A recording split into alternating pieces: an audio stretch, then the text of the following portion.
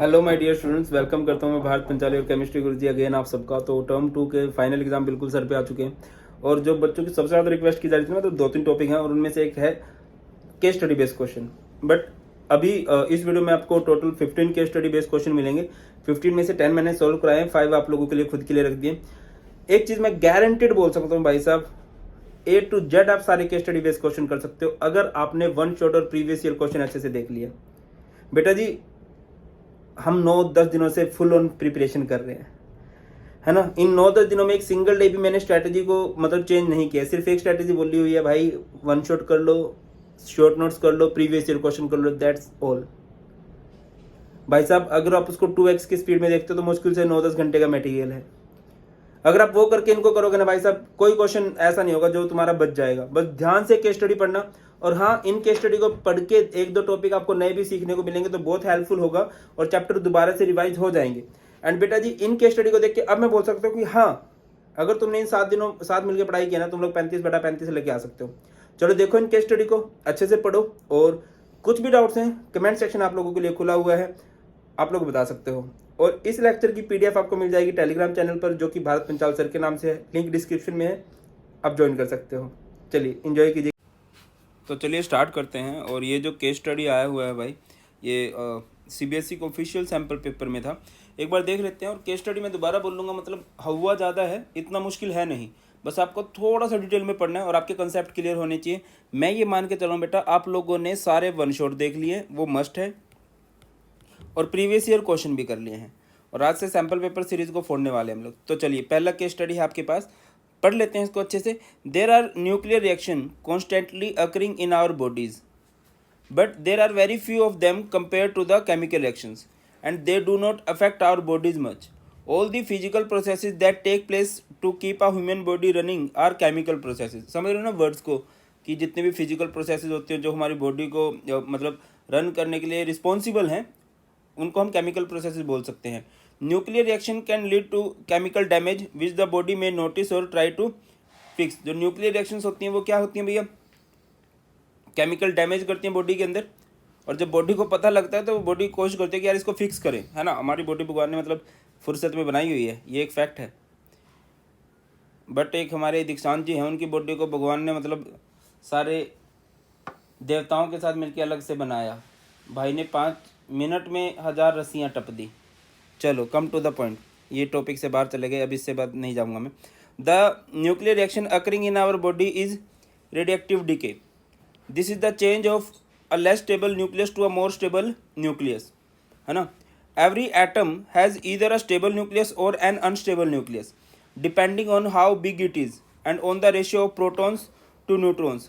The ratio of neutrons to protons in a stable nucleus is thus around 1:1 for small nuclei, and nuclei with too many neutrons, too few neutrons, or that are simply too big are unstable.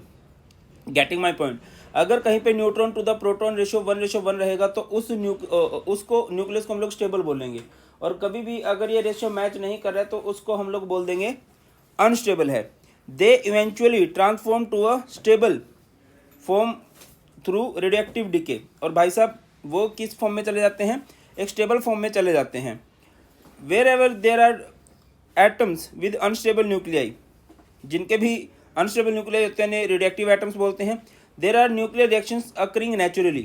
The interesting thing is that there are small amounts of radioactive atoms everywhere, in our chair, in the ground, oh my god, मुझे तो पता ही था, in the food you eat and with your friends, मजाक कर रहा हूँ, yes in your body, मतलब हमारी बॉडी में रेडिएक्टिव सब्सटेंस होते हैं। क्या कर रहे हो? हम खुद से बिजली बना सकते हैं, बस घर वाले जोर से चांटा मार दें। चलो come to the point.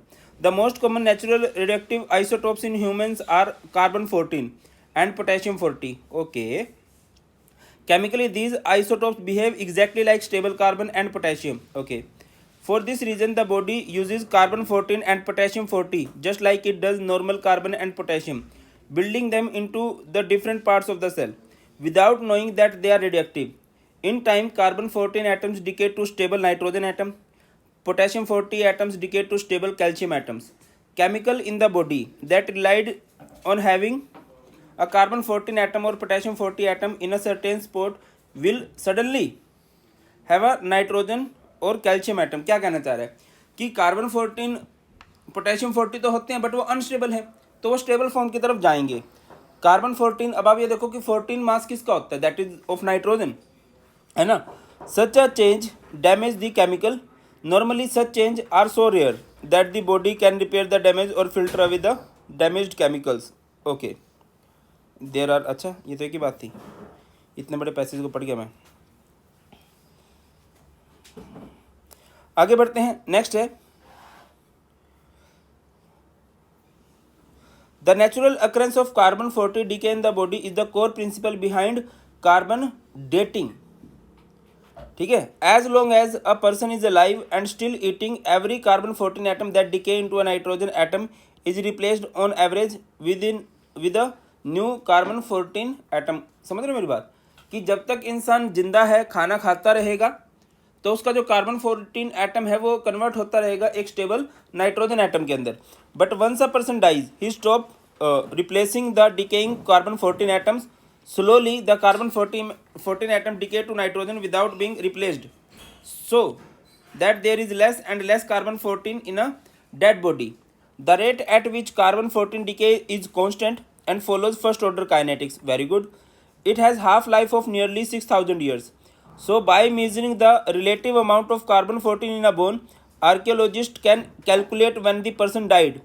All living organisms consume carbon, so carbon dating can be used to date any living organism, and any object made from a living organism, bones, wood, leather, and even paper can be accurately dated as long as they first existed within the last 60,000 years.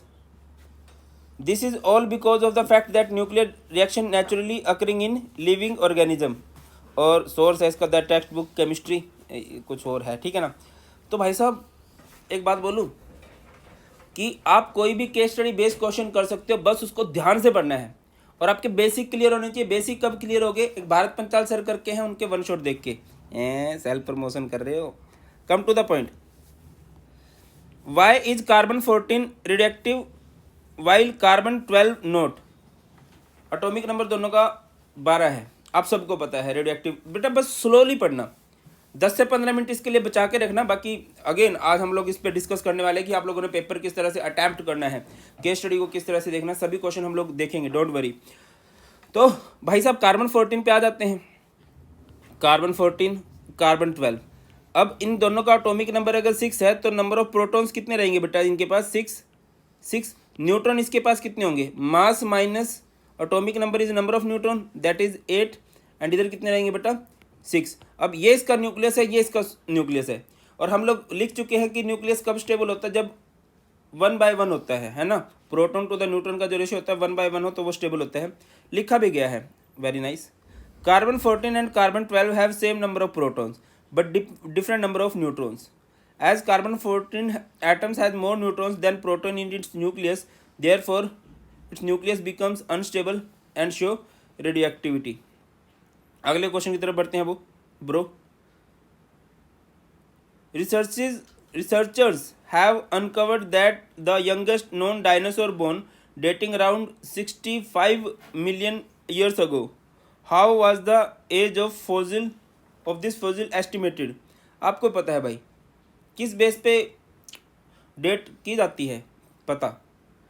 Radioactive और carbon dating method is used to found out the age of fossils. आगे बढ़ते हैं, next है which are the 2 most common radioactive decay happening in our body. 2 famous जो decay हैं, carbon 14 atom decay to stable nitrogen atom, है ना। Potassium 40 atoms decay to stable calcium, ये किया था हम लोगों ने, पढ़ा था। अगले क्वेश्चन पे चलते हैं, यहाँ पे थोड़े से देखते हैं। Suppose an organism has 20 gram of carbon 14 at its time of death, approximately how much carbon 14 retains after 10320 years, है ना।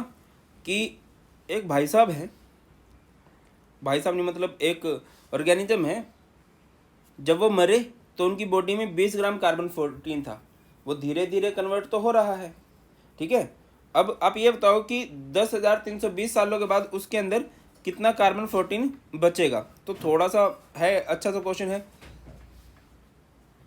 तो बेटा फोकस कीजिए, आप लोग ध्यान से देखिए इसको, क्वेश्चन को करने कैसे वाले हम लोग को इधर निकालना है टी, और टी कैसे निकाल लेंगे 2.303 बाय के लोग, इधर क्या आ जाती है इनिशियल कंसंट्रेशन और concentration after times.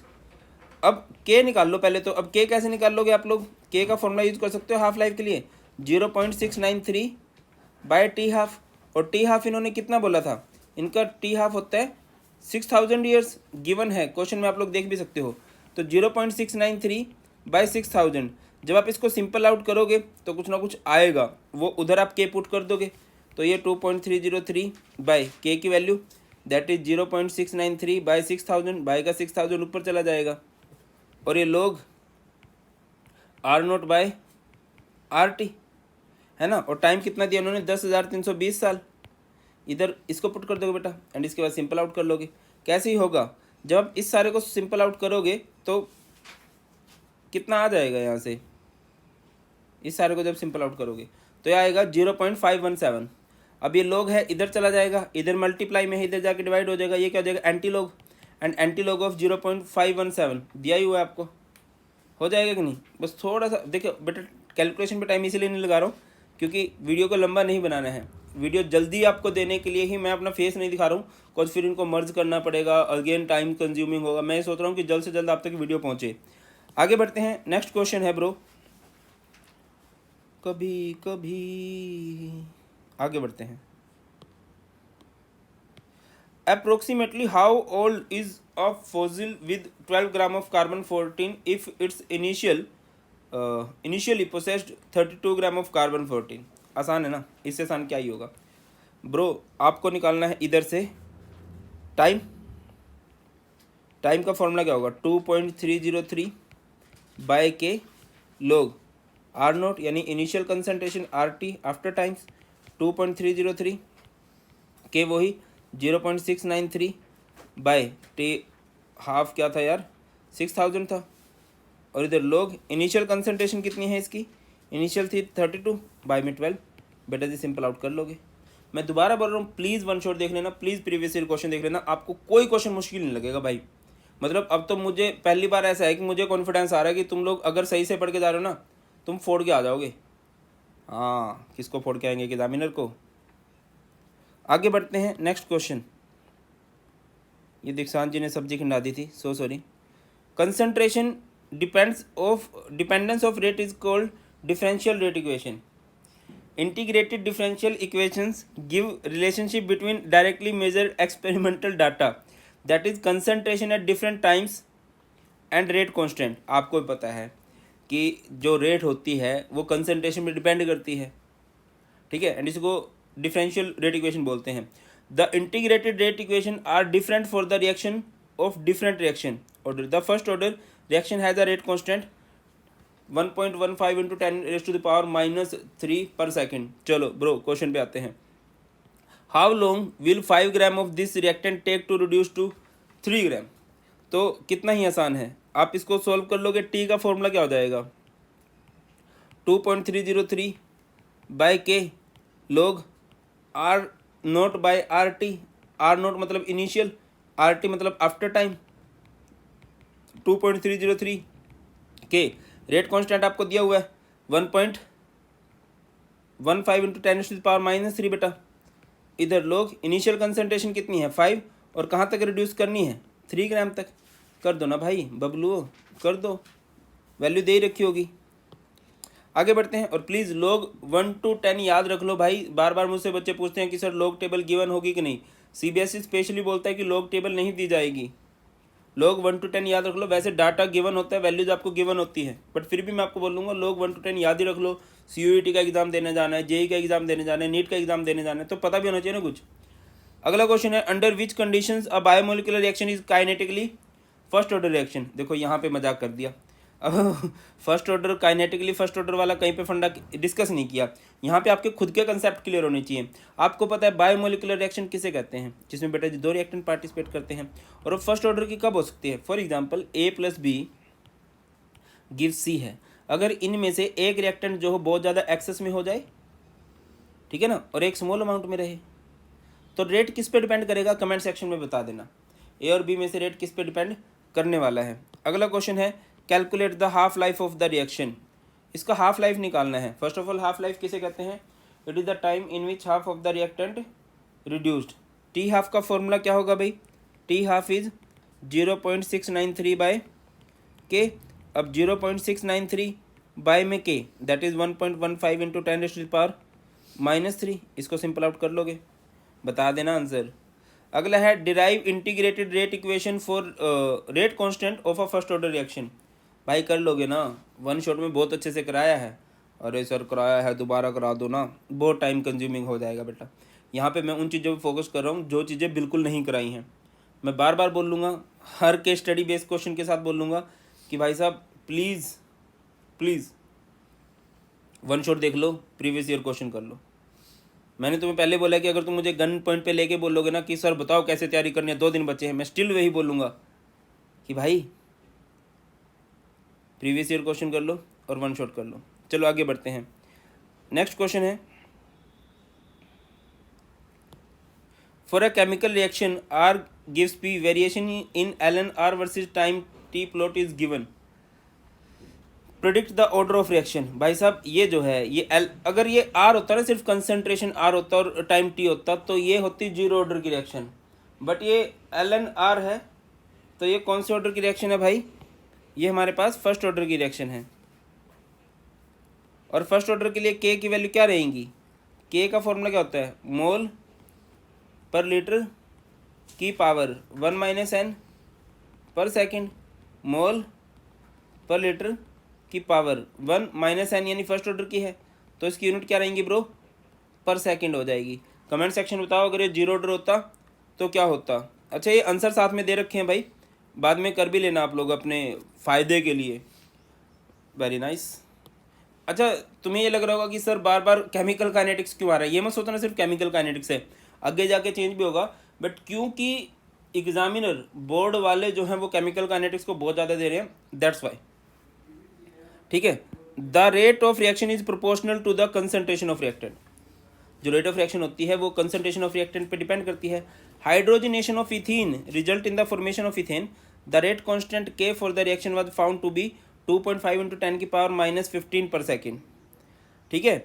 The concentration of the reactant reduced to 1/3 of the initial concentration in 5 minutes. Come to the point. What is the order of reaction? अब order of reaction आप कैसे predict कर सकते हो? भैया order of reaction आप predict कर सकते हो यहाँ पर रेट कांस्टेंट की यूनिट से। पर सेकंड दे रखी है, यानी कि लीटर नहीं दे रखा, लीटर की पावर 0 लगाओगे और उसमें 1 जोड़ के चलोगे तो ये पावर क्या हो जाएगी भाई? 1 हो जाएगी। नेक्स्ट क्वेश्चन पे चलते हैं। Depict the rate law equation for hydrogenation of ethane. Ethene की हाइड्रोजनेशन कर दो। इथीन क्या होता है? CH2 डबल बॉन्ड CH2, उसकी हाइड्रोजनेशन कर दोगे। ठीक है, तो उससे क्या बन जाएगा बेटा जी? इथेन बन जाएगा।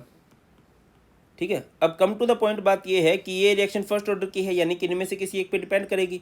यहाँ पर हाइड्रोजन एक्सेस में लिया जाता है, तो अगर आप रेट लिखना चाहोगे, रेट क्या हो जाएगा बेटा? Rate is K and proportional to CH2 double bond CH2। ज़्यादा अच्छा तरीका रहेगा, K डिपेंड करेगी C2H4 पर। Find the half life of the reaction. Half life का फॉर्मूला क्या रहता है? T half is equal to 0.693 by K बेटा जी। अब 0.693 तो अपनी तरफ से लिख लेंगे, 0.693 बाई में K ये दे रखा है 2.5 इंटू 10⁻⁻15 पर सेकेंड। अब तुम बोलोगे सॉल्व कर दो। सॉल्व करने को मैं कर सकता हूँ, बट फिर क्या है कि तुम्हें एक मेरी मैथ की शक्तियाँ पता लग जाएंगी।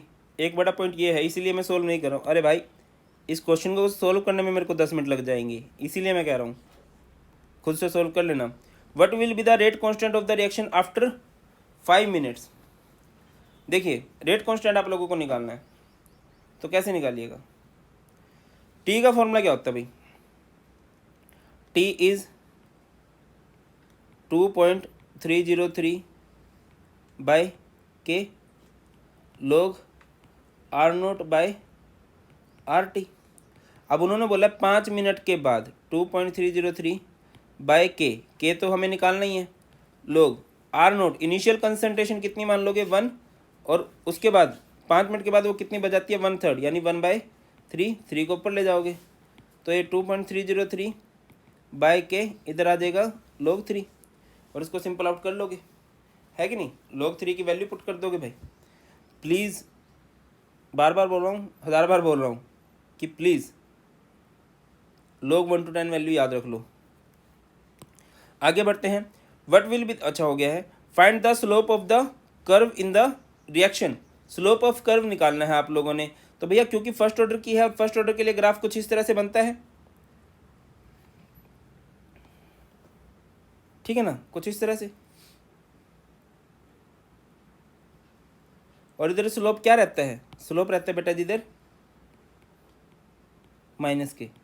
चाहे फर्स्ट ऑर्डर की रिएक्शन हो चाहे जीरो ऑर्डर की रिएक्शन हो, यहाँ पर स्लोप क्या ही रहता है, माइनस के रहता है। अगर आप देखना चाहो तो यहाँ पर देख भी सकते हो, आंसर है ही ना तुम्हारे लिए, ये रहा, स्लोप इज माइनस के।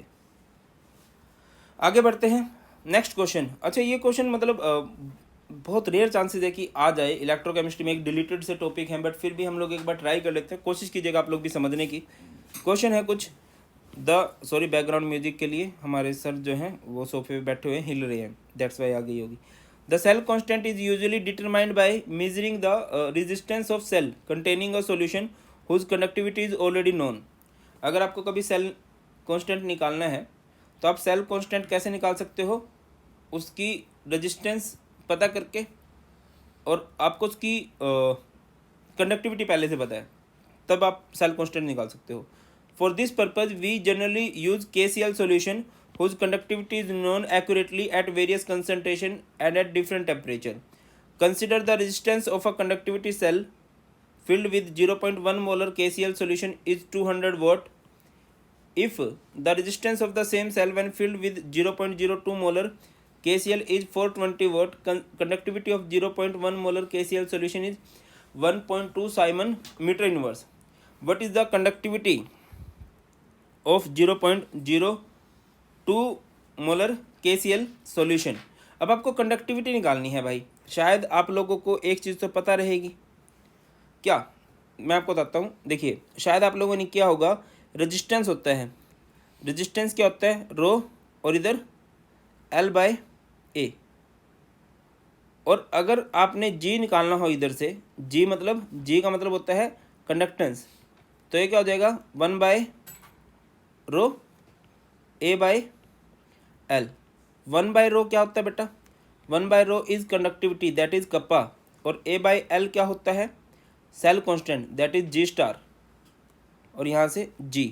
और अगर आपको इधर से K निकालना हो तो ये क्या हो जाएगा 1/G को 1/R भी लिख सकते हैं, इंटू में G स्टार, ठीक है ना। अब आप लोगों ने निकालना क्या था, आप लोगों ने इसकी कंडक्टिविटी निकालनी थी। अब यहाँ पर आपको इसका सेल कांस्टेंट गिवन है क्या कहीं,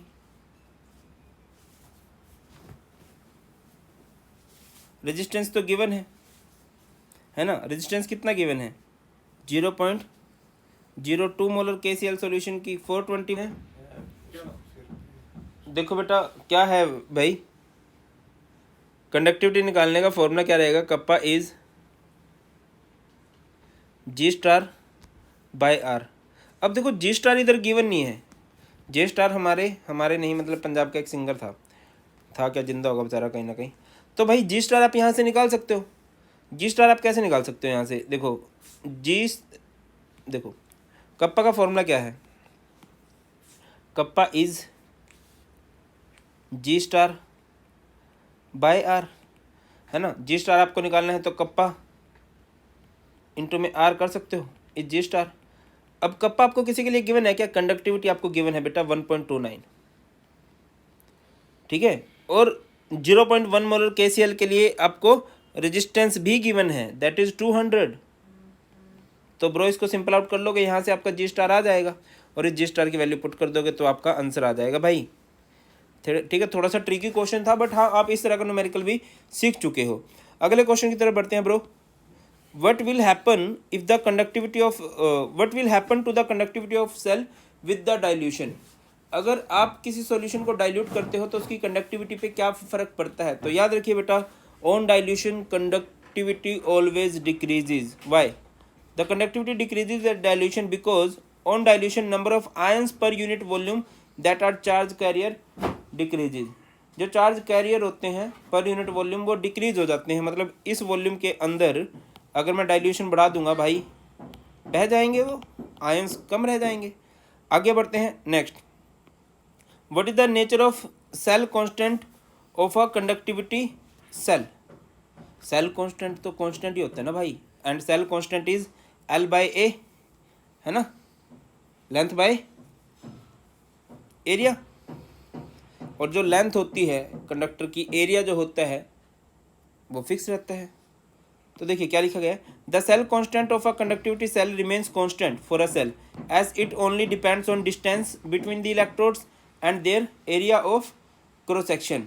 अब वो जो हमारी इलेक्ट्रोड्स हैं उनकी बीच का डिस्टेंस कितना है और उनका एरिया ऑफ क्रॉस सेक्शन कितना है, area of cross section is this and length is this, सिर्फ इस पर डिपेंड करता है। नेक्स्ट क्वेश्चन है, what are the factors on which conductivity depends. भैया कौन कौन से फैक्टर पे डिपेंड करती है। First of all nature of material पे, दूसरा है टेम्परेचर पे, टेम्परेचर बढ़ाने से कंडक्टिविटी बढ़ जाती है, and the number of valence electron पर एटम और size of the ions produced and their solution. देखो ये बहुत अच्छे से मैंने आप लोगों को वन शॉट में पॉइंट लिखवाया हुआ है। नेक्स्ट क्वेश्चन है, why does the conductivity of solution of different electrolyte in the same solute at a given temperature differ, also write the SI unit of conductivity of a solution. Why does the conductivity of a solution of different electrolyte। देखिए जो conductivity of solution होती है different electrolyte की, solute नहीं आना चाहिए था, वहाँ पर सेम सॉल्वेंट आना चाहिए था। क्योंकि क्या होता है कि जो कंडक्टिविटी है वो डिपेंड करती है आयंस पे, कितना उन पे चार्ज है, कितना उनका साइज है, कितनी उनकी मूविंग स्पीड है, इन फैक्टर्स पे डिपेंड करती है due to the size and charge on ions जो होता है वो डिफरेंट होता है इस वजह से। क्लियर है। और ऐसा यूनिट क्या रहती है बेटा कंडक्टिविटी की, साइमन मीटर इनवर्स होती हैं। कैसे देखो ना, यूनिट खुद से भी कैलकुलेट कर सकते हो। Kappa is what, kappa is ऐसे लिख सकते हो ना, G is equal to kappa into में ए बाई एल। तो ये क्या हो जाएगा, इसको तो ले जाएंगे, जी इज साइमन और ये A by L, meter by meter square that is meter inverse. तो क्लियर है, इस तरह से क्वेश्चन बन जाएगा। अगले क्वेश्चन की तरफ बढ़ते हैं देवियों और सज्जनों। The carbonyl group is one of the most important functional group in organic chemistry. पता है हमें। Aldehyde and ketones can be reduced to a variety of compounds under different condition. Aldehyde and ketones are reduced to primary and secondary alcohol respectively by NaBH4 और LiH4 as well as catalytic hydrogenation। मतलब aldehyde ketones को आप लोग alcohol में convert कर सकते हो in the presence of what, in the presence of LiAlH4 और NaBH4। अगले पॉइंट पे चलते हैं। Aldehydes differ from ketones in their oxidation reactions। ठीक है, एल्डिहाइड जो होते हैं कीटोन से किस तरह से डिफरेंट होते हैं उनकी ऑक्सीडेशन रिएक्शंस में। Aldehydes are easily oxidized to carboxylic acid on treatment with different oxidizing agent, even mild oxidizing agent mainly Tollens agent Fehling solution. ठीक है। ऑन दी अदर हैंड अगर मैं कीटोन्स की बात करता हूँ, ketones can not be oxidized by weak oxidizing agent. Ketones are generally oxidized under vigorous condition. अब आगे बढ़ते हैं, नेक्स्ट पॉइंट पे चलते हैं भाई। What write the product formed by the reduction of ketones और aldehyde with HI and red phosphorus. तो आपके पास कोई एल्डिहाइड है, ये मान लीजिए एल्डिहाइड है, आप इसकी रिडक्शन कर दोगे HI के साथ ट्रीट कर दोगे इन the presence of red phosphorus, तो क्या होगा बेटा जी, ये ऑक्सीजन इधर से उड़ान भरनती और इधर हाइड्रोजन जुड़नती, इधर H आ जाएगा, ये क्या बन जाएगा RCH3। कहना क्या चाह रहा हूँ कि ये सीधा आपका हाइड्रोकार्बन में कन्वर्ट हो जाएगा। नेक्स्ट क्वेश्चन है, right the appropriate reagent that can be use for the following reaction. Reaction को देख लीजिए, बेंजल्डिहाइड है और ये मेटा नाइट्रोबेंजल्डिहाइड है, तो ऑब्वियसली इसकी नाइट्रेशन की गई है, तो इधर आप कौन सा रिएजेंट ले लोगे, कंसनट्रेटेड HNO3 और इधर कंसनट्रेटेड H2SO4। नेक्स्ट पे चलते हैं। सो सॉरी बेटा जी, कंस्ट्रक्शन का काम चल रहा है तो थोड़ी बहुत चीज़ें एडजस्ट कर लेना यार। नेक्स्ट है, हाँ, the oxidation of CH3 C double bond O CH2 CH2 CH3 by acidified K2 Cr2O7 produces two product, name them।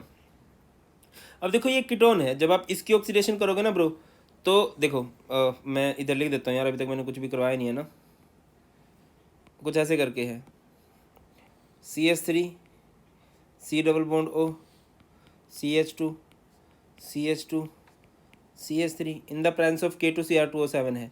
तो एक बात याद रखिए कि विग्रेस कंडीशंस के अंदर जब आप इसकी ऑक्सीडेशन करोगे तो इधर पॉप-अप रूल फॉलो किया जाएगा। कौन सा रूल ब्रो? Pop up rule. अब पॉप-अप रूल क्या होता है भाई साहब? इसकी ऑक्सीडेशन हो जाएगी, ये हो जाएगा CH3 COOH है ना, और इसकी ऑक्सीडेशन हो जाएगी, ये क्या हो जाएगा CH3 CH2 COOH है ना। दो तरह के हमारे पास एसिड बन गए हैं। नेक्स्ट क्वेश्चन की तरफ बढ़ते हैं भाई। Give an example and IUPAC name of the compound that produces N optically active product on reaction with LiAlH4। अब देखो यार, आपको करना क्या है, रिडक्शन करनी है और आपका ऑप्टिकली एक्टिव प्रोडक्ट बनना चाहिए। अब एल्डिहाइड कीटोन की रिडक्शन करके LiAlH4 के साथ आपको पता है कि अल्कोहल बनेगा, और ऑप्टिकली एक्टिव अल्कोहल का सबसे छोटा एग्जांपल टर्म 1 में शायद याद किया होगा, नहीं किया होगा तो चलो कोई बात नहीं, मैं करा दे रहा हूँ कि बेटा जी करना क्या है आप लोगों ने इधर। जैसे कि हमारे पास है CH3 C double bond O CH2 CH3, इसकी रिडक्शन कर दोगे आप इन द प्रेजेंस ऑफ LiAlH4, तो ये क्या हो जाएगा CH3 OH CH2 CH3 इधर H।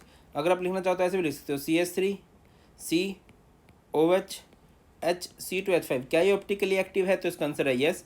नाम कर दोगे इसका, क्या नाम हो जाएगा बेटा? इसका नाम होगा ब्यूटेन 2-ऑल। क्लियर है? नाम हो जाएगा इसका butane two ol. Let's move to the next question.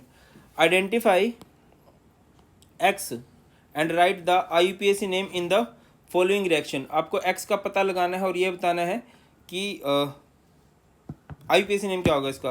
अब देखो ZnHg विद कंसंट्रेटेड HCl है। अगेन अगर आपने वन शॉट देखा, प्रीवियस ईयर क्वेश्चन किए हैं, तो आपको पता होगा कि ये एक फेमस नेम रिएक्शन है and this name reaction is known as Clemmensen reduction. क्या बोलते हैं बेटा जिसको? क्लेमेंशन रिडक्शन बोलते हैं। तो बेटा जी इसकी रिडक्शन हो जाएगी, है ना। ये इधर से बाहर निकलती हाइड्रोकार्बन में बनती CH3 CH2 CH3। तो कमेंट सेक्शन में इसका नाम बता देना यार, इसका नाम क्या होगा। सब कुछ हम ही करें? हाँ, सब कुछ तुम्हें ही करके आना भाई, मैं तो हेल्प ही कर रहा हूँ तुम्हारी। फिर ठीक है। अगला क्वेश्चन है, both alkenes and carbonyl compounds that is aldehyde ketones are unsaturated compound. However unlike alkenes which undergo electrophilic addition reaction, aldehyde ketones undergo nucleophilic addition reaction. जो अल्कीन होता है वो इलेक्ट्रोफिलिक एडिशन रिएक्शन शो करता है, जबकि carbonyl compound हमारे nucleophilic addition reaction show करते हैं।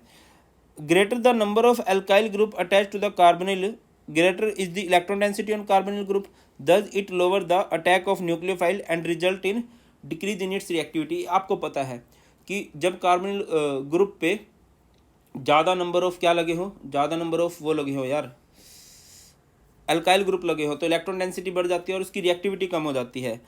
अगले पॉइंट पे चलते हैं। As the number of alkyl group attach to carbon increase, the attack of nucleophile on carbonyl group becomes more and more difficult due to steric hindrance।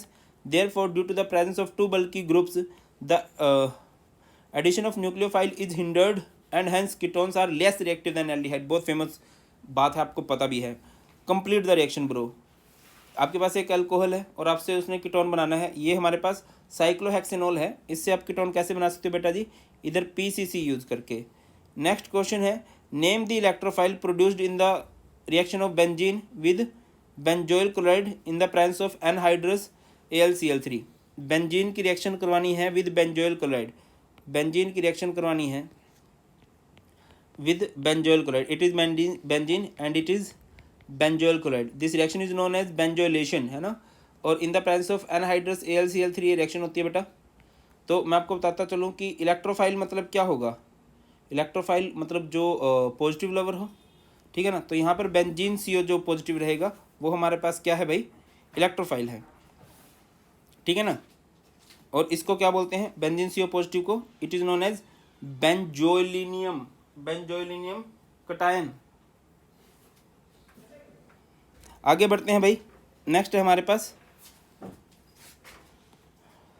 Give the structure of 3 methyl cyclohexane carbaldehyde. देखिए बेटा, जब भी कभी नाम से structure करते हैं ना, तो आप पीछे की साइड से देखते हो, साइक्लोहेक्सेन यानी कि कुछ इस तरह से, कार्बल्डिहाइड यानी CHO लगा होगा, और 3 पे मिथाइल यानी इधर CH3 ग्रुप लग जाएगा। नेक्स्ट है 3 मिथाइल ब्यूटईन 1 एसिड। इंटरेस्टिंग क्वेश्चन है, मतलब इसमें पोजीशन मेंशन नहीं कर रखी है इन लोगों ने। आई डोंट नो ये कैसे होगा, मतलब 3, देखिए कार्बन 4 हैं, एक पे CH लग जाएगा। अब इसी पे डबल बॉन्ड तो नहीं लग सकता है, तो ब्यूट 2 पे इन होगा और 3 पे मिथाइल होगा। ये कुछ इस तरह से होगा बेटा, मतलब हो जाती है बुक में, कहीं गलतियाँ हो जाती है, इवन बुक में छोड़ो यार, आप ऑफिशियल सैम्पल पेपर में गलतियाँ थी, मतलब ये ऐसे होगा, मेरे से भी हाइड्रोजन पूरे करने में गलती होगी। CH3 CH3 double bond CH और ये CH है ना। आगे बढ़ते हैं बेटा, नेक्स्ट है आपके पास, how the following conversion carried out, methyl benzene to benzoic acid. Methyl benzene किसे कहते हो आप लोग? Methyl benzene is this, benzene के ऊपर CH3, और उससे बेंजोइक एसिड कैसे बना सकते हो? उसकी रिएक्शन करवा दो विद KMnO4 KOH, और फिर उसकी क्या कर दो, हाइड्रोलिसिस, तो ये क्या बन जाएगा बेटा जी? ये हमारा बन जाने वाला है बेंजोइक एसिड में।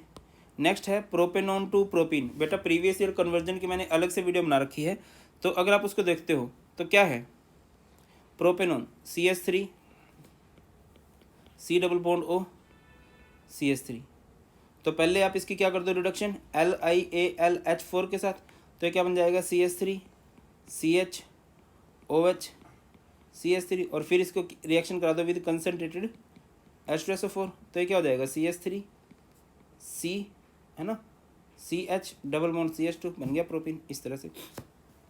नेक्स्ट क्वेश्चन है बेंजीन COCl, और उसकी रिएक्शन कराई गई है विद हाइड्रोजन पैलेडियम BaSO4। अब आप सबको पता है कि ये एक बड़ी फेमस रिएक्शन है, रोजनमंड रिडक्शन, और रोज़ हमने किसको देना है, प्रंजल दहिया को। देखो यार, आई डोंट नो कब मेरी बात प्रंजल दहिया तक पहुंचेगी, तुम्हारी मैडम ना देख ले वीडियो। तो आपको पता है बेंजोइल क्लोराइड किस में कन्वर्ट हो जाता है भाई? बेंजोइल क्लोराइड कन्वर्ट हो जाता है बेंजल्डिहाइड में। नेक्स्ट है बेंजीन CHO है और बेंजीन COCH3 है, OH नेगेटिव है ब्रो। तो ब्रो ये आपकी कौन सी रिएक्शन है? ये OH नेगेटिव है ना, और एक के पास अल्फा हाइड्रोजन है। It is cross aldol condensation, और क्रॉस एल्डोल कंडेंसेशन को मैं इधर कराना चाहूँगा।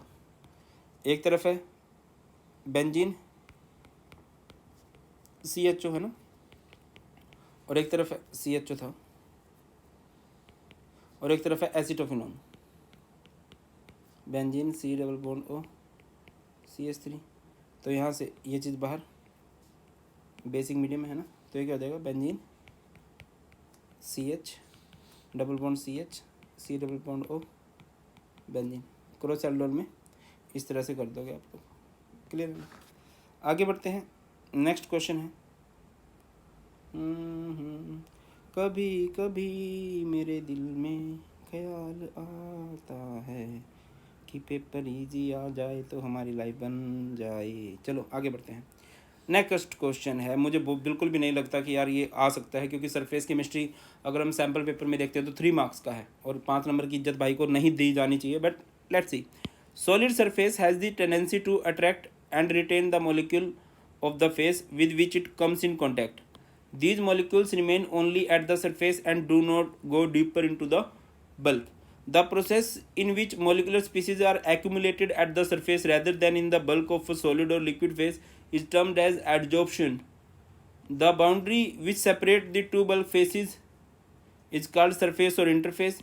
Adsorption arises due to the fact that the surface particles of the adsorbent are in the same environment as the particle inside the bulk. अच्छा आगे भी है क्या? Adsorption depends on the nature of adsorbent. The rough solid surface has more number of pores and adsorbed more number of gases than the smooth surface, है ना, rough surface जो होगा वो ज़्यादा सब्सटेंस को चिपका लेगा। Most common adsorbents are silica gel and activated charcoal. आगे बढ़ते हैं, desorption is a process of removing an adsorbed substance from a surface on which it is adsorbed. Physiosorption is non-specific and any gas can be adsorbed. Chemisorption is highly specific unlike physiosorption. Therefore, only those gases can be adsorbed which are capable of forming chemical bond with the adsorbent. तो bro start करते हैं।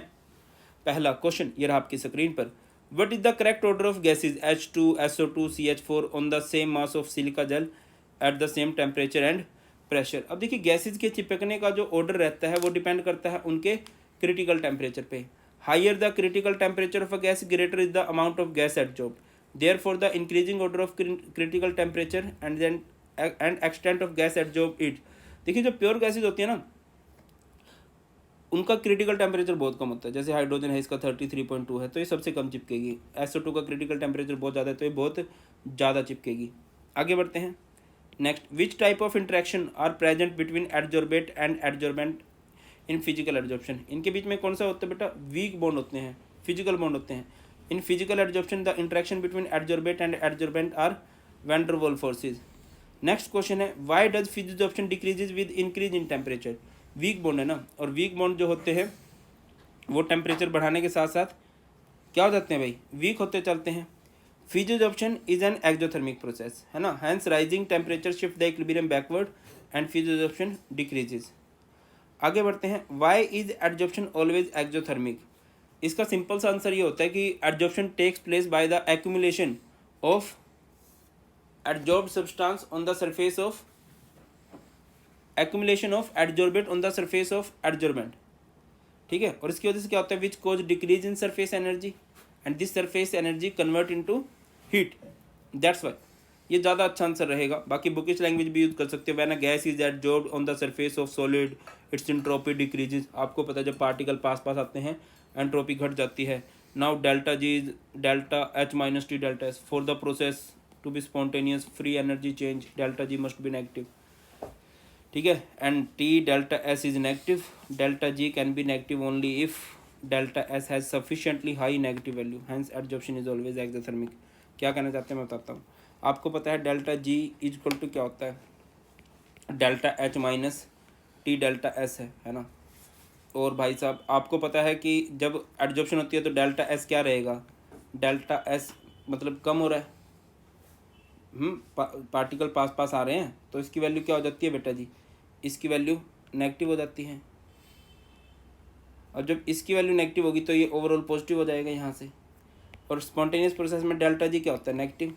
और ये negative तब हो सकता है जब इसकी वैल्यू बहुत ज़्यादा नेगेटिव है, क्योंकि ये ओवरऑल तो पॉजिटिव हो रहा है ना, तो डेल्टा H को नेगेटिव होना पड़ेगा। बट मैं दोबारा बोल रहा हूँ, जो वर्ड मैंने पहले बोले हैं कि सरफेस एनर्जी जो है कन्वर्ट हो जाती है, वो वाला ज़्यादा अच्छा है। बाकी तुम लोग ज़्यादा समझदार हो। Out of NH3 और and N2 which gas will adsorb more readily on the surface of charcoal and why। जैसे मैंने बोला प्योर गैसेज जो होती हैं वो कम चिपकती हैं, तो यहाँ पर NH3 प्योर नहीं है, ये मिक्सचर है गैसेज का। NH3 because it is more easily liquefiable as compared to N2 and has a greater molecule size too। आप इधर लिख सकते हो, higher the critical temperature more will be the adsorption of gases।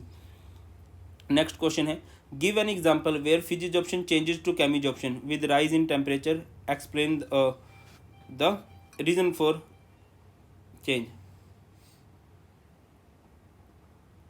आगे बढ़ते हैं। अच्छा है कि फिजिकल एडजॉर्प्शन को केमिकल एडजॉर्प्शन में कैसे चेंज कर सकते हैं। Adsorption of H2 on finely divided nickel involves weak van der Waals forces, ये NCERT में गिवन है।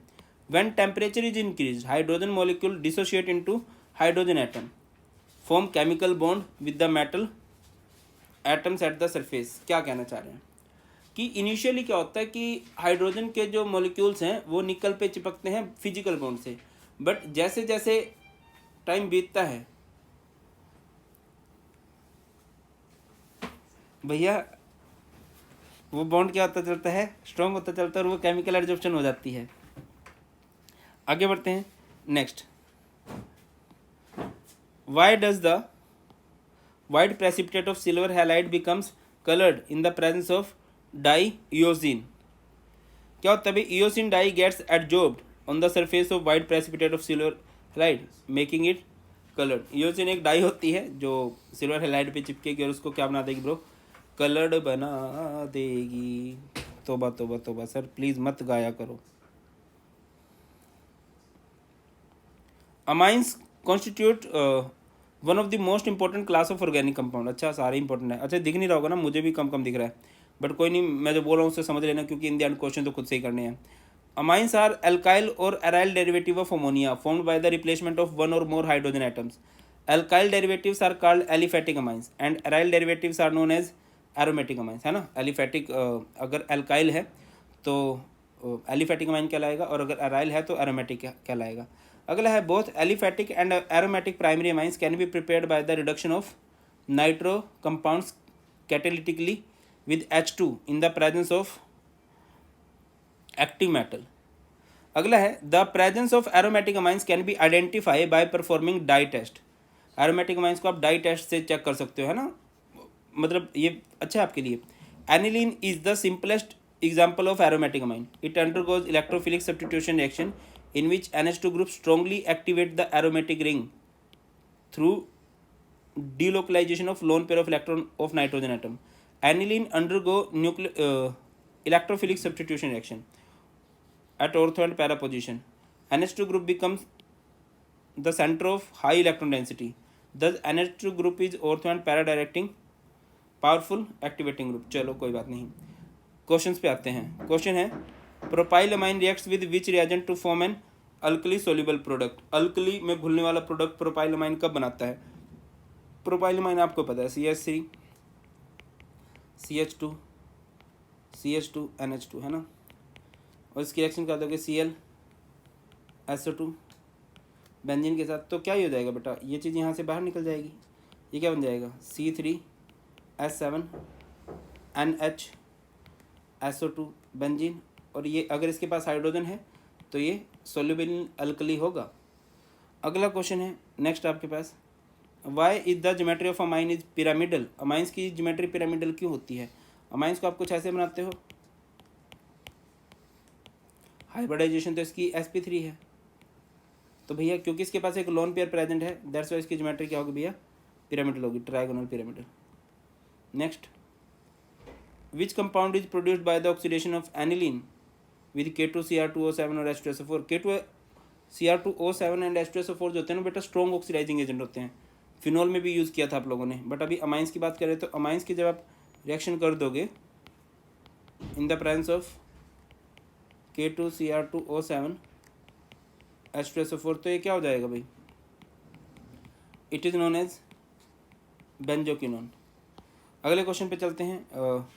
How will you convert ethyl iodide to ethyl amine? Name all the compound involve in the reaction ethyl iodide. Ethyl iodide की reaction आप लोगों ने करा दी है, C2H5 आई की रिएक्शन आप लोगों ने करा दी है विद इथाइल अमाइन, तो आपको पता है ये अमोनोलिसिस हो जाएगा। ये क्या हो जाएगा, C2H5 और इधर क्या बन जाएगा NH C2H5, फिर दोबारा से क्या आ जाएगा C2H5I आ जाएगा। ठीक है, इस तरह से रिएक्शन क्या होती जाएगी, प्रोसीड करती चलेगी भाई। अच्छा सॉरी, आपको उनकी रिएक्शन नहीं करवानी है, गलती हो गई। How will you convert ethyl iodide to ethyl amine? Ethyl iodide से इथाइल अमाइन बनाना है, तो इथाइल आयोडाइड किसे कहते हैं, सॉरी बेटा हो जाती है गलती, C2H5I, इसकी रिएक्शन सबसे पहले KCN के साथ करा दोगे तो क्या हो जाएगा C2H5CN, है ना, इसे बोल देंगे प्रोपेन नाइट्राइल। फिर आप लोग इसकी क्या कर दोगे, इसकी हाइड्रोलिसिस कर दोगे, ठीक है ना, और पार्शियल हाइड्रोलिसिस करोगे तो हो जाएगा C2H5C double bond O NH2, ठीक है, प्रोपेनामाइड। और फिर इसके बाद क्या कर दोगे भाई, इसकी रिएक्शन करा दोगे विद Br2 एंड KOH, ठीक है ना, और जब इसकी रिएक्शन अब Br2 KOH के साथ करा दोगे तो ये क्या बन जाएगा C2H5NH2। आपकी जानकारी के लिए बताता चलूँ कि एक कन्वर्जन को करने के कई सारे तरीके होते हैं भाई, कोई सा भी तरीका आप लोग अपना सकते हो। आगे बढ़ते हैं, नेक्स्ट है suggest a route by which the following conversion can be accomplished also with the name of all the compound involve.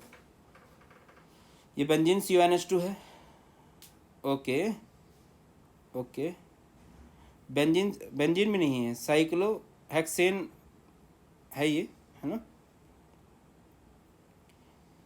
और इसको क्या बोलने वाले हैं साइक्लोहेक्सेन, ये कार्बामोइल कहलाने वाला है।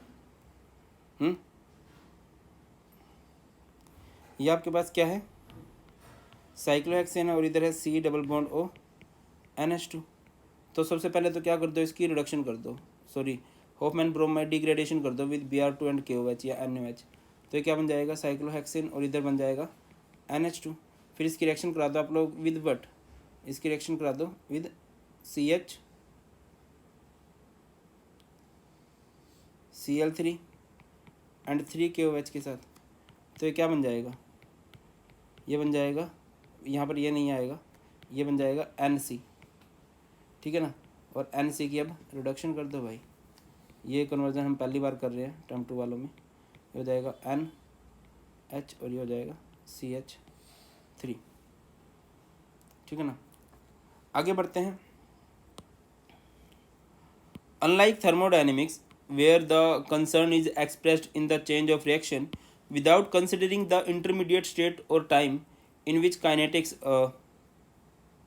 in chemical kinetics, the rate of change of concentration of reactant or product is followed by time. Therefore, the rate of chemical reaction with the effect of various factors such as temperature, catalyst, concentration, etc. can be determined quantitatively. आगे है, the chemical kinetics is the description of the rate of a chemical reaction. For a reaction to occur, the molecule of reactant must collide. पता होगा आप लोगों को, टकराना पड़ेगा उनको. The substance of high concentration is more likely to collide than substance of low concentration. भारी भारी वाले जल्दी टकरा लेते हैं, हल्के हल्के नहीं टकराते इतनी आसानी से. Therefore, the reaction rate must be a function of the concentration of the reacting substance. The mathematical expression of this function is called the rate law. The rate law can be determined experimentally. The rate of formation of SO3 in the following reaction, 2SO2 plus O2 gives 2SO3 is 10 gram. Rate of formation of SO3 है ना. Calculate the rate of disappearance of O2 निकाल सकते हो बेटा.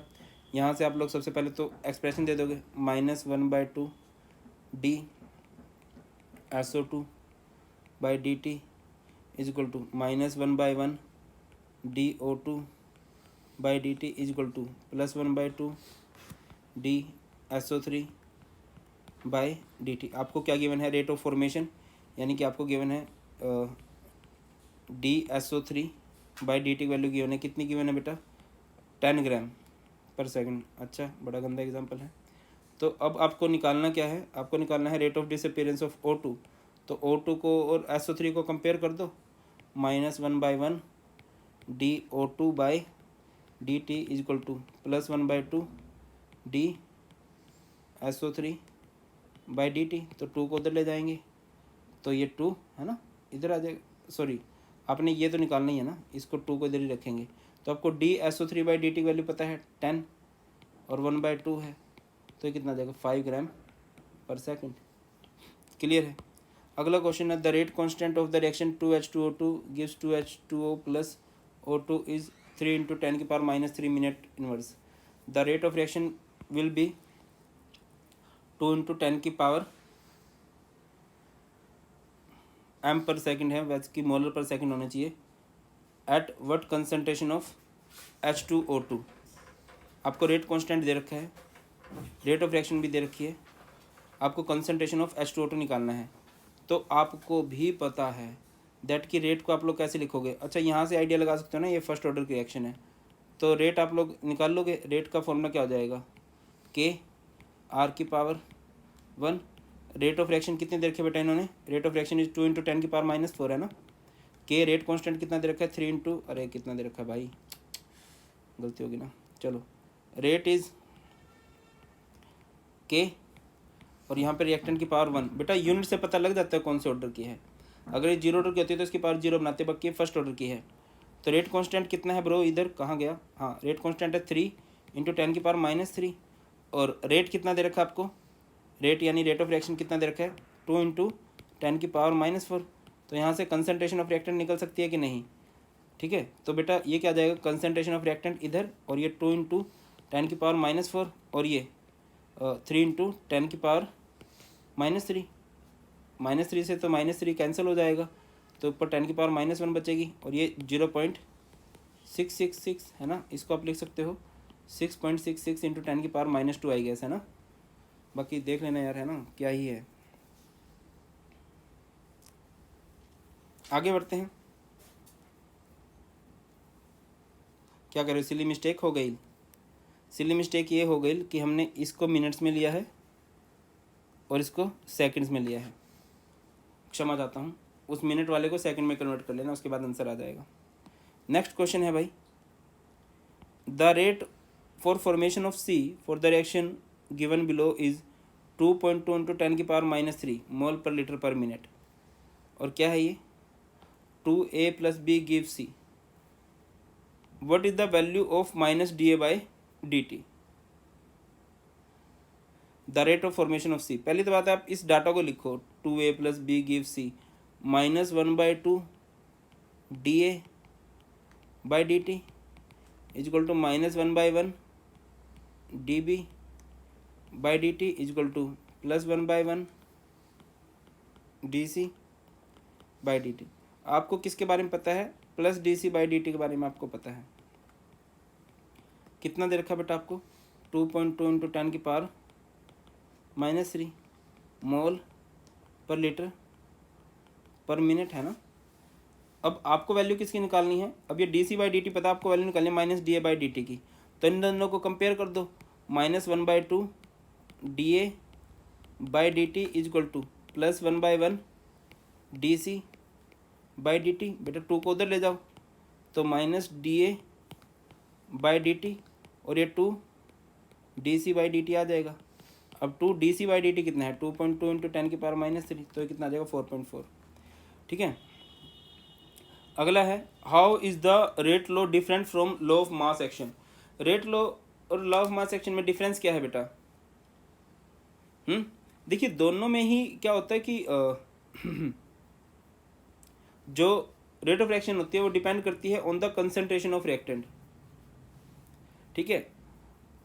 अब rate law जो है वो एक एक्सपेरिमेंटल बेस्ड कंसेप्ट है, वो एक्सपेरिमेंटल ऑब्जर्व डाटा पे डिपेंड करता है। ठीक है। और वो क्या होता है, जो लॉ ऑफ मास एक्शन है वो गिवन डाटा पे डिपेंड करता है।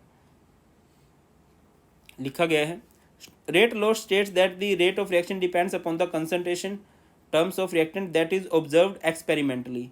On the other hand law of mass action is simply based upon the stoichiometry of the equation. मैं आपको एक एग्जांपल देकर समझाने की कोशिश करता हूँ।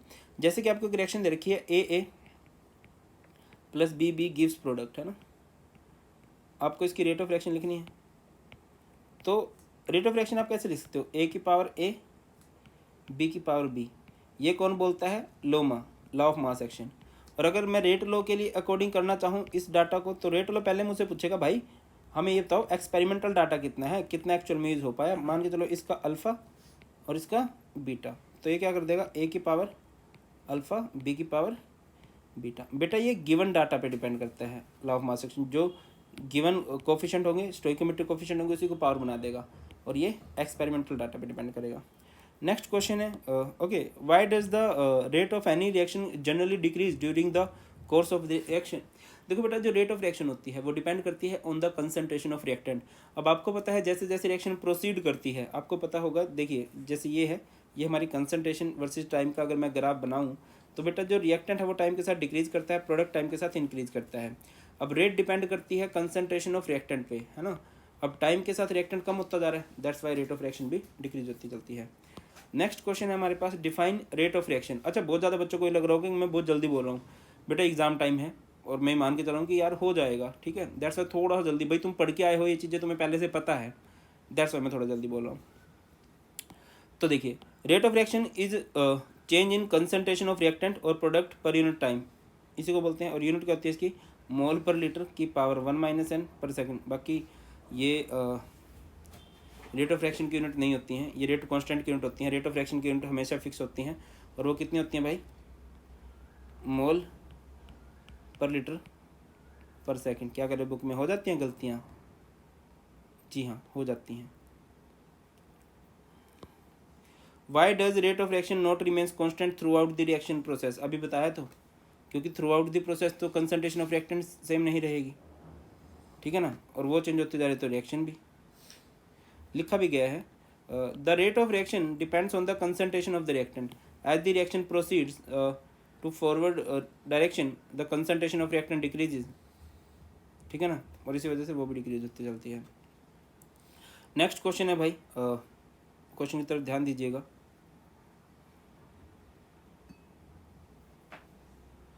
Next, rate of a chemical reaction means the speed with which the reaction takes place. The speed of a vehicle is expressed in terms of distance traveled per unit time. In the same way, the speed of rate of a chemical reaction can be expressed in terms of concentration of reactant or product vary with time. The number of molecule which must collide simultaneously to give product is called molecularity. It is equal to the sum of coefficient of reactant present in stoichiometric chemical equation. M1A M2B gives product. इसकी molecularity क्या होगी? M1 plus M2. In complex reaction, each step has its own molecularity, which is equal to the sum of coefficient of the reactant present in a particular step. Molecularity is a theoretical property.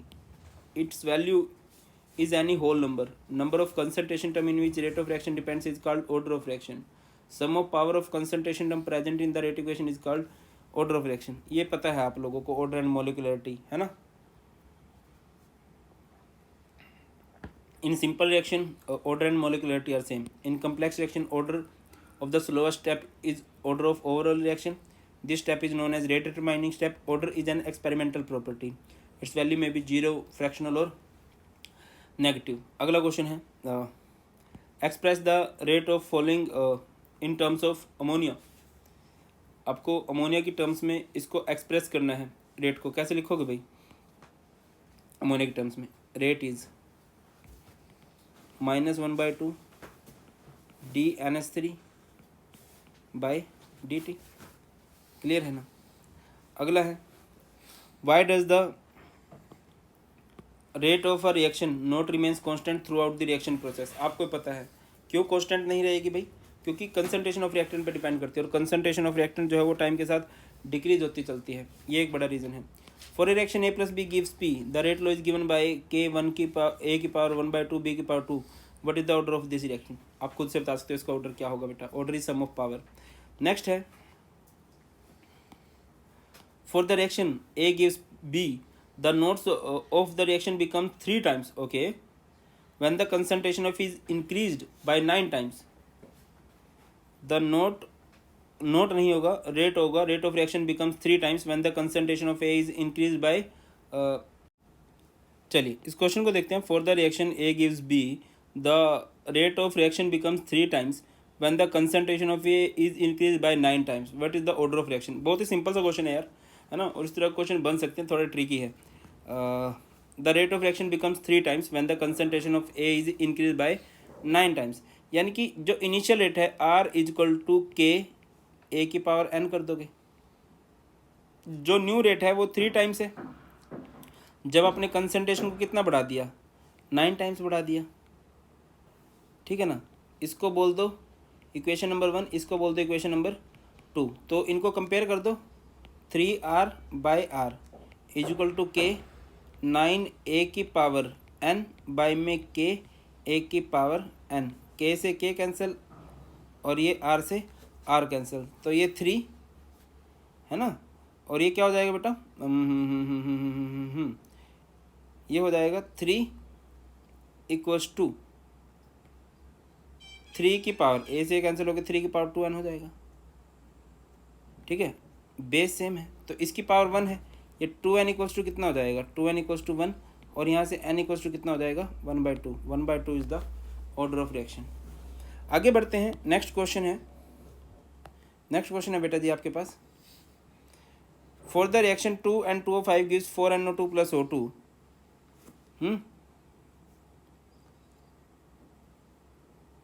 उसके बाद है the rate of formation of NO2 is 2.8 × 10⁻³ calculate the rate of disappearance of N2O5. कैसे करेंगे? पहले तो बात इसका rate of reaction लिख लो पूरे का ना. Expression -1/2 dN2O5 by dt = +1/4 dNO2 by dt = +1/1 dO2 by dt. है ना. यही है. The rate of formation of NO2 दे रखा है, यानी कि गिवन क्या है? गिवन है आपको dNO2 बाय dt = 2.8 × 10⁻³ मोलर पर सेकेंड. आपको कैलकुलेट करना है rate of disappearance of N2O5. तो आप N2O5 को और जो डाटा आपको गिवन है NO2 इनको कंपेयर कर दो. -1/2 dN2O5 by dt = 1/4 dNO2 by dt. तो आपको वैल्यू निकालनी है N2O5 की, है ना। तो ये माइनस dN2O5/dt, और ये 2 को तो ले जाओ, 2/4 dNO2/dt। dNO2/dt की वैल्यू कितनी दे रखी है, 2.8 इंटू 10⁻³ 2/4 यानी 1/2, तो कितना हो जाएगा 1.4 इंटू 10⁻³ और बेटा जी यहाँ पर आपका ये क्वेश्चन हो जाता है। आई होप आपको क्लियर हो गया होगा, बहुत अच्छे से क्रिस्टल क्लियर हो गया होगा। स्टिल कुछ भी डाउट्स आप लोग कमेंट सेक्शन में बता सकते हो। ख्याल रखिए, पढ़ाई जोरों शोरों से जारी रखिए, और याद रखिए कि मैं तुम्हारे साथ हूँ, अकेला नहीं छोड़ा है, साथ मिलके पढ़ेंगे, फोड़ेंगे। Bye, please take care, god bless you all, जय हिंद।